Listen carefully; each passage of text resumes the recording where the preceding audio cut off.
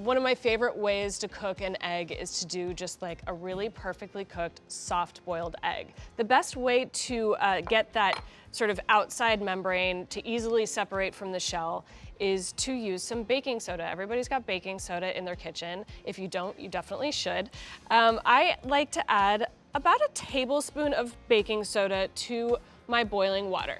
What that baking soda does in there, it changes the pH level of the water, makes that inner membrane sort of more easily separate from the outside shell. Also, stand by always with a bowl of ice water. Shocking eggs in ice water also makes them a lot easier to peel.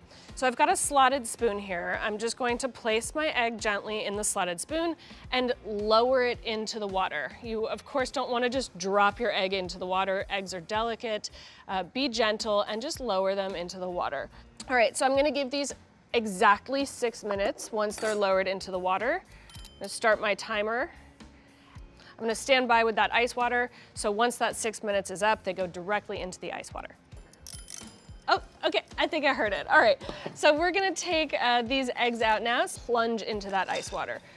And I'm gonna scoop them all out at once. If you don't have one of these, what we call spiders in the kitchen, you can definitely use your trusty slotted spoon. Generally, I would let these sit in here for, I don't know, at least a minute before attempting to peel them. The cooler they are, the easier they are to peel. I'm going to take the fat side down and just sort of crush it onto the cutting board.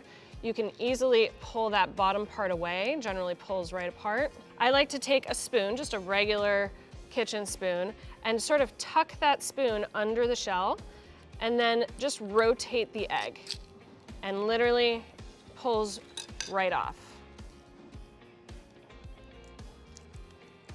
So there we go. And let's cut this egg open, see how we're looking here. Still warm. This might be my breakfast today. Cut that open. I mean, we've got that ooey, beautiful, gooey yolk. I could just season this with a little salt and pepper, and breakfast is served.